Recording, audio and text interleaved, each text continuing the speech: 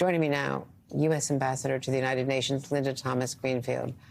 Thank you so much, Madam Ambassador. It is very good to see you again. I know this is a very busy time for you, so thanks for taking time to talk to us. I wanted your reaction to finding more than 400 bodies so far in this mass grave. Andrea, all I can say is that we're horrified to hear this news. It's not the first time.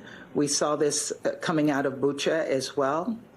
And the Russians will be held accountable. We're working with the Ukrainians, working with the UN and other organizations to make sure we help them gather the evidence that will be needed to bring the Russians before the world and hold them accountable in the International Court of Justice or ICC. These are war crimes, and the Russians keep committing them. People are suffering, and there's just there's no excuse. There's no justification for what they are doing, and particularly when it involves children. And you've also spoken about the hundreds of thousands of Ukrainians forcibly detained, the filtration, the so-called, and deported to Russia or other Far Eastern regions of Ukraine under Russian control. So what can the UN do about this? You know, we held a meeting last week at the United Nations where we called the Russians out for these filtration operations, where they are moving Ukrainian citizens, including children, to the far reaches of Russia, taking their identity away, forcing Russian passports on them.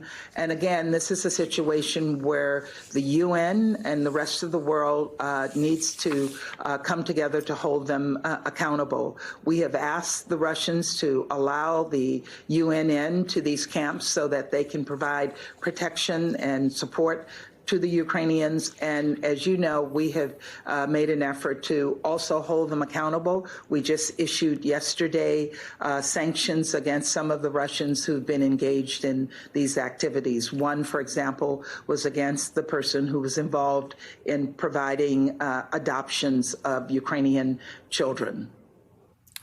It's just so horrific.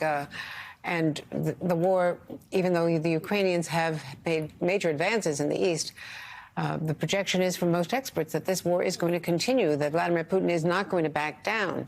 And meanwhile, there's the global food shortage, this crisis, the war exacerbating famine, especially in sub-Saharan Africa. About a quarter of the grain came from Russia and Ukraine before the war, and now we've got the ships finally moving. That was a great advance from the international community, including the Secretary General of the UN, right?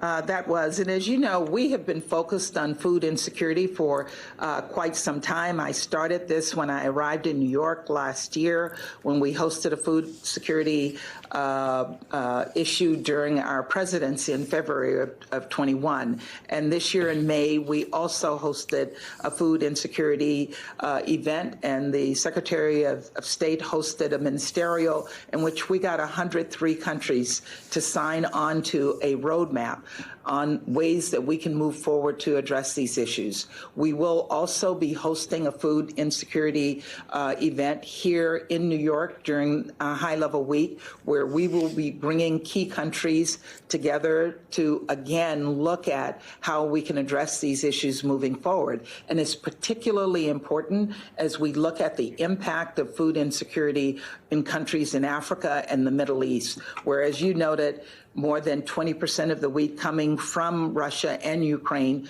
went to these countries. And we're working diligently with the United Nations. The Black Sea Initiative certainly was a major help to addressing these issues. But this is a long-term issue that's going to require long-term solutions. And that's the purpose of bringing nations together to talk about this, but also to find solutions moving forward. I want to ask you about the U.S.-Russia relationship, because it's arguably at the worst level of any time since the Cold War, a level of hostility, tension, lack of engagement.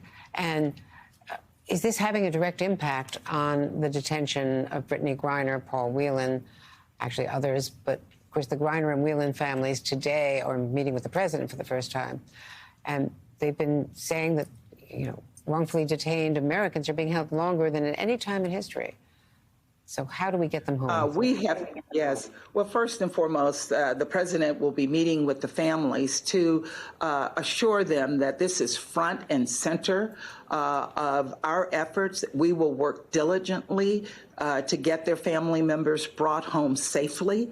And that's the message he will pass to them today. There's not good news in the sense that we wish we could tell them today that they were being brought home. We wish the Russians would accept the offer that we have put on the table for them. They should accept it today and release them. Unfortunately, they have not done that. So what will happen in terms of our relationships and discussions in New York next week, it will not be business as usual with the Russians. They have provoked an attack on the very core of the UN Charter by their attack on Ukraine, and their actions related to American citizens are unacceptable.